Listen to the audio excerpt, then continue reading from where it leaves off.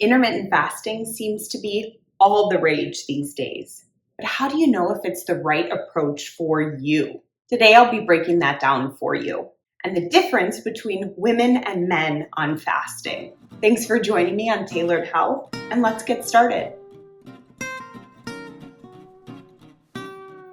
If you've been following me for a while, you hear me talk about the importance of eating a high-protein breakfast, but you also hear me talking about the numerous health benefits of intermittent fasting. So what are you supposed to do? How do you determine whether this is the right approach for you? And I'm speaking mostly to women on this episode. If you're interested in learning more about the many health benefits of intermittent fasting and how to get started, make sure you watch that video. I'll link it below. But let's dive into this internal debate over when to intermittent fast and when not to, how to make it work for you or when to pass. Before I even get started, I want to point out that most of the health benefits and studies from intermittent fasting have been done on males and young, healthy males. So the data is skewed. Women should approach fasting in a different way. And I'll explain more coming up here soon.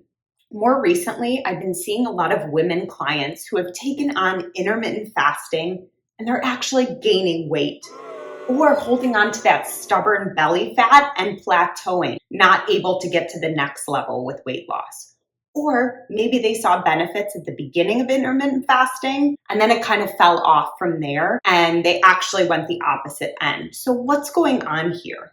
Well, intermittent fasting, extending your period of time where you're not eating and shortening your window of feeding is great for a certain subset of the population.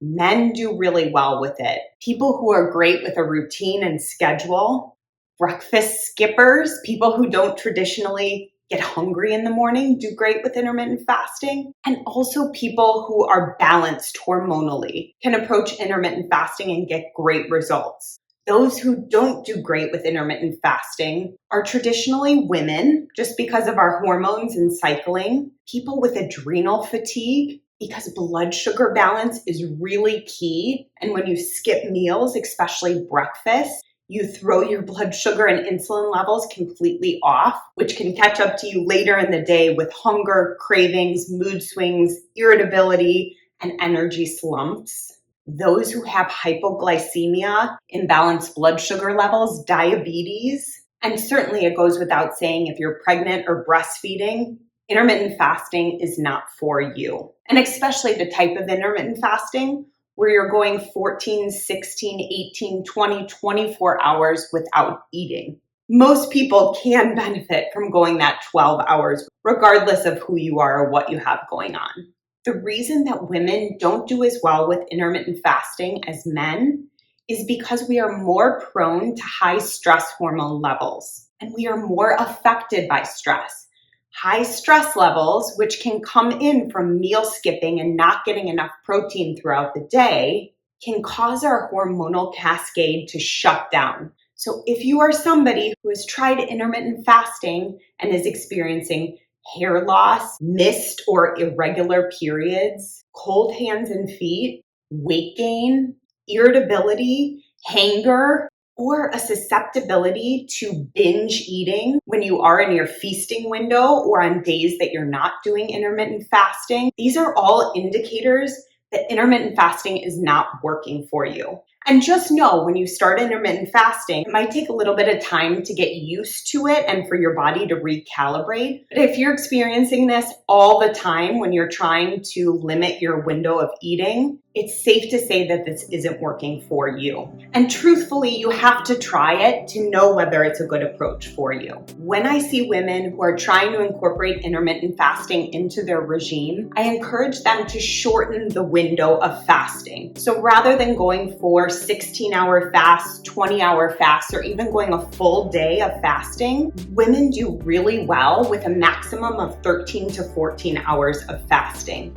And not fasting every single day, right? Incorporating this in maybe 2, 3, 4 times a week, but not every day back to back, as this can be an additional stressor on the body. It can shut down the adrenal glands and cause a whole cascade of hormonal imbalance within the body, especially in females. What has your experience been with fasting? Have you tried it? Do you think you will try it? Comment below, share with me, ask some questions. I'd love to hear from you. And if you do have questions, I'll pop on and shoot another video for you. I really want to help make this work for you and not against you, but also educate you on what's going on in your body when you are intermittent fasting. In conclusion, you women who are trying to incorporate this into your regime, kudos, I'm proud of you for trying something new, but know yourself well enough to know when it's not working for you. And stop trying. If you're experiencing these negative results, signs and symptoms keep presenting themselves. Your body is talking to you, but are you listening? If you like this video, make sure to like it and subscribe to my channel. Every single week, I'm coming at you with a new video, sharing new tips, techniques, and health hacks that will help you be your healthiest self. I hope you have a great rest of your day. I'll see you next time.